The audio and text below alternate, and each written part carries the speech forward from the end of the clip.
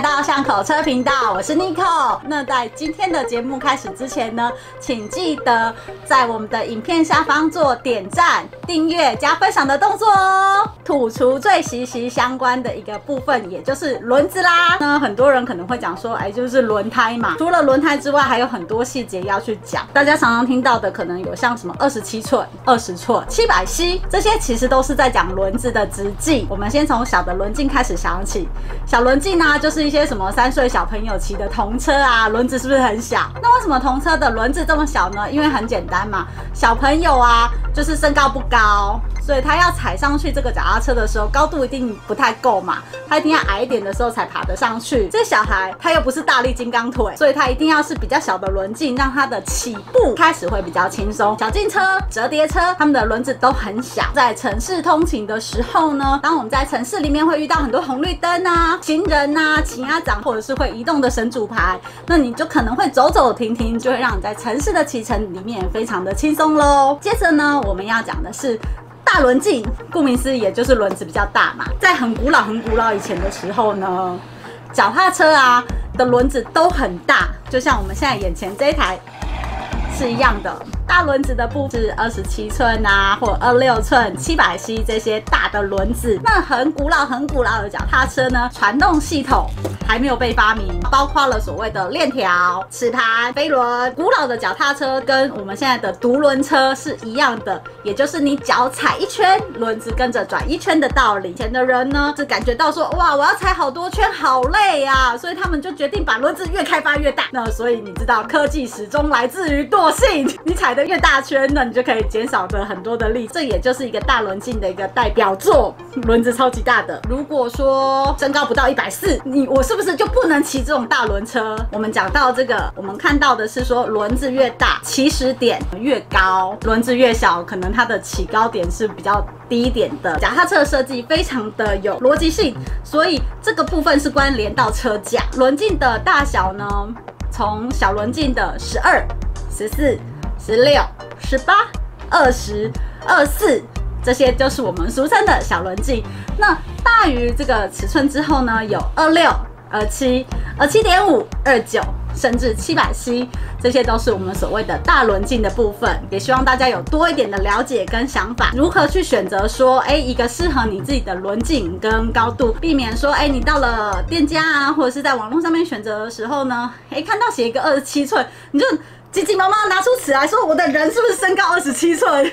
好像不是这么一回事。那实际上你还是可能要到店家里面去骑乘，才知道说自己想要跟符合的是什么样的轮子尺寸咯。等一下，我以为今天是要讲土厨，结果你去讲轮子了。是，这是怎么回事？因为上周啊，我们的会长有跟我提问说，那个土厨是怎么去设计它的长度的？我相信我跟大家解释了所谓的1/4啊、1/3、1/2之后呢，大家可能脑袋里面会有一些想法，但是其实这些尺寸呢，都是根据你的轮胎大小而来的。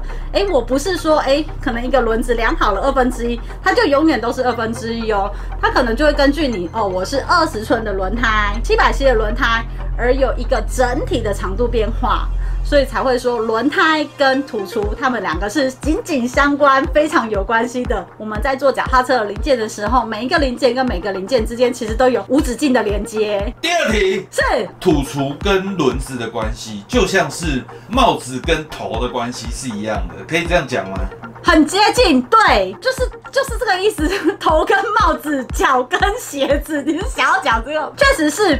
那你当然就会选择说，跟你的头围尺寸啊，跟你的脚大小，跟你的体型相关的这个尺寸来决定说，你到底要穿一个什么样的衣服嘛，戴一个多大的帽子嘛，跟穿一个多大的鞋子嘛，因为它就有尺寸的问题啊。你头围越大，你不可能戴一个你知道，就是这种感觉的帽子嘛，一动就啪，衣襟战裂，北斗爆衣，赤十几之里。第二题。第3啦，轮胎的尺寸其实还有一个迷思，就是宽度的问题。但是因为宽度很，应该怎么说呢？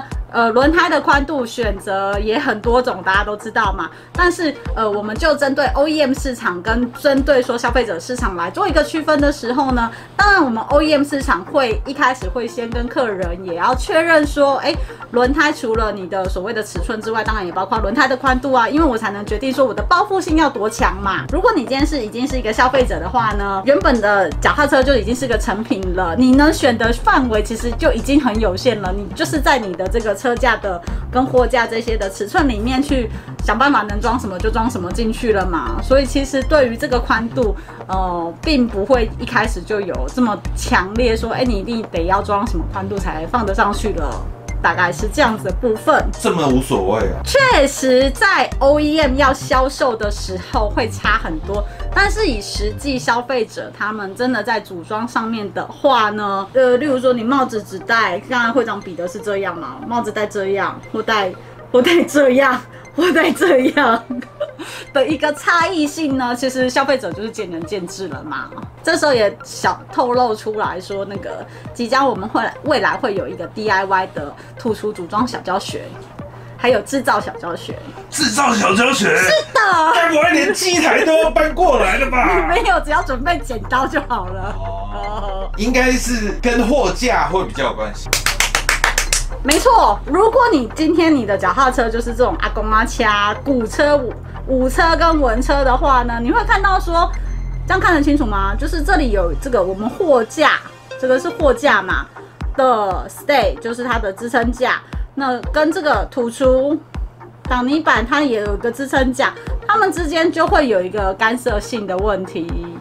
那我们在组装的时候就必须要考量到像这类型的组装问题了，但是这些困难呢，其实都会在就是组装成脚踏车之前，脚踏车工厂设计师们他们都会帮你想好，把这些问题都给排除掉。那如果你在自己使用上面的时候，你的土厨坏掉的话呢，你要找到一模一样的土厨其实不可能的，因为这都是工厂定制的。那你只能选择像我们之前有介绍的一些比较像是 pad 啊，或者是说快拆型的土厨装上去，才能够满足你的这个需求。